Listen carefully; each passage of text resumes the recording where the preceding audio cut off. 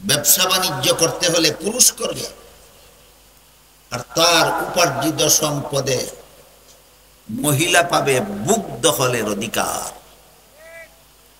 উপার্জনে শ্রম খাটার দায়িত্ব পুরুষের, তার উপার্জিত সম্পদে বুক দখলের অধিকার মহিলা।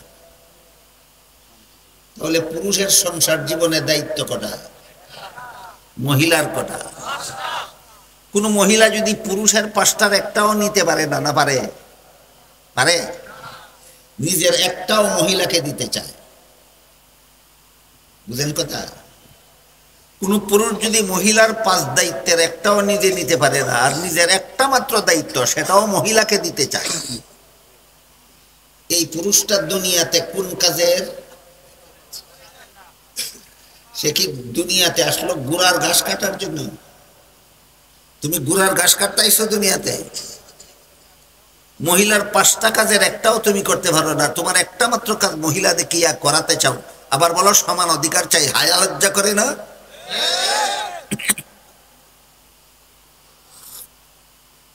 গেল সূরা আহজাবের 33 নম্বর আয়াতের শুরুতে যে আল্লাহ একটা কথা বললেন, মহিলারা বসবাসের ঘরে থাকে। এটা ঠিক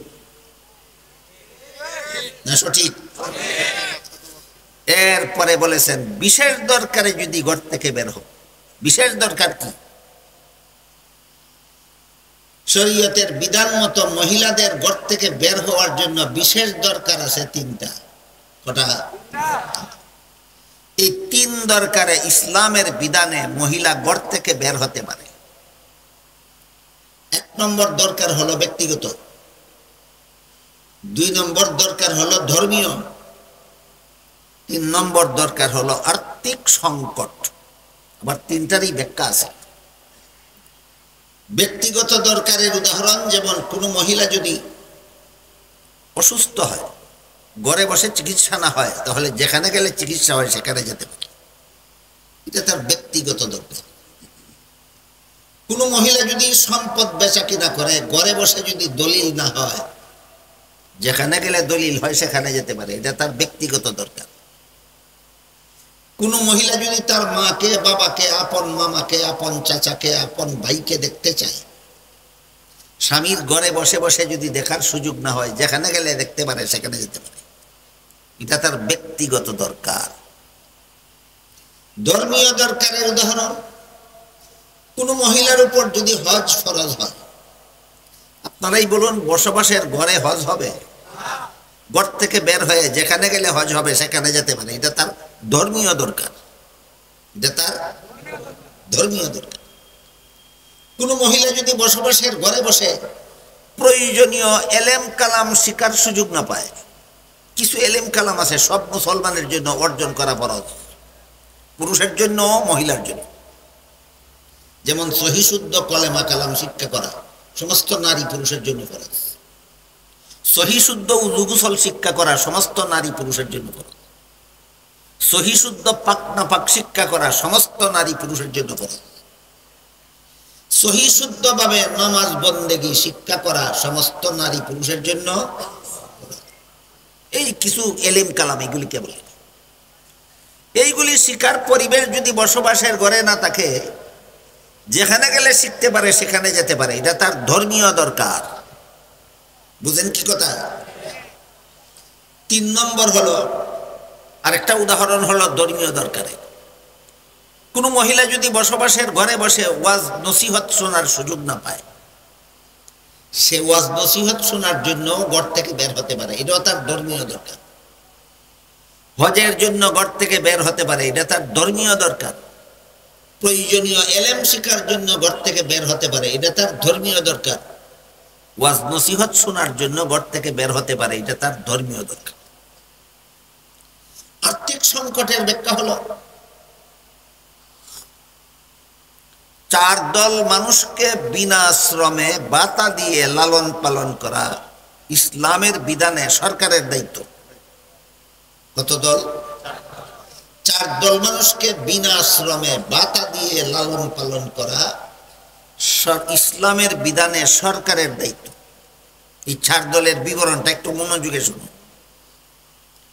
1 নম্বর হলো অসহায় শিশু, অসহায়। যে শিশুর শরীরে কাজ করার ক্ষমতাও আসেনি এখনো, লালিত পালিত হওয়ার মতো সম্পদ নাই, লালন পালন করার মতো কোনো অভিভাবকও নাই, এই শিশুর নাম অসহায় শিশু।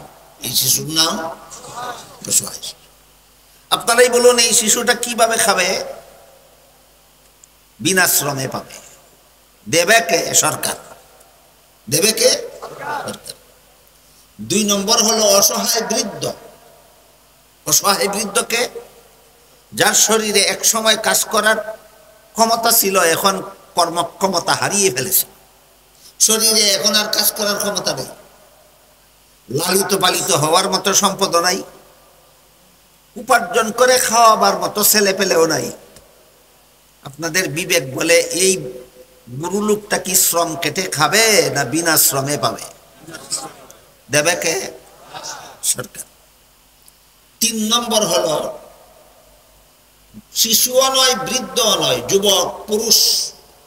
ওই যুবক পুরুষ যার শরীরে কাজ করার ক্ষমতা বিনষ্ট হয়ে গেছে, জটিল রোগে আক্রান্ত হওয়ার কারণে অথবা শরীর বিকলাঙ্গ হওয়ার কারণে, আতুর লুলা হওয়ার কারণে, তার শরীর প্রতিবন্ধী হওয়ার কারণে তার শরীরে কাজ করার ক্ষমতা নাই, কিন্তু সে শিশুও নয়, বৃদ্ধও নয়, যুবক।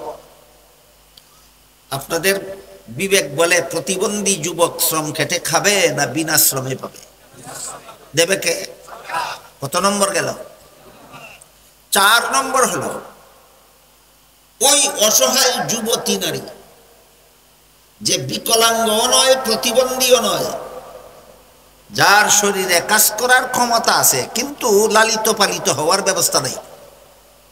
ইসলাম বলে মহিলার শরীরে কাজ করার ক্ষমতা থাকলেও উপার্জনে শ্রম খাটাবার জন্য আল্লাহ মহিলা সৃষ্টি করেননি, মহিলাদের দ্বারা শ্রম খাটানো যাবে না, এটা মানব জাতির কাছে মহিলাদের অধিকার।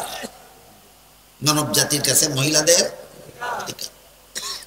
যে মহিলার লালিত পালিত হওয়ার উপযোগী সম্পদ নাই, লালন পালন করার মতো পুরুষ নাই, কিন্তু শরীরে কাজকর্ম করার মতো শক্তি আছে, কাজকর্ম ইচ্ছা করলে করতে পারে, তাকে দিয়ে শ্রম কাটানো যাবে না। ইসলামে নারী শ্রম নিষিদ্ধ, ইসলামে শিশু শ্রম নিষিদ্ধ, ইসলামে বৃদ্ধ শ্রম নিষিদ্ধ, ইসলামে প্রতিবন্ধী শ্রম নিষিদ্ধ।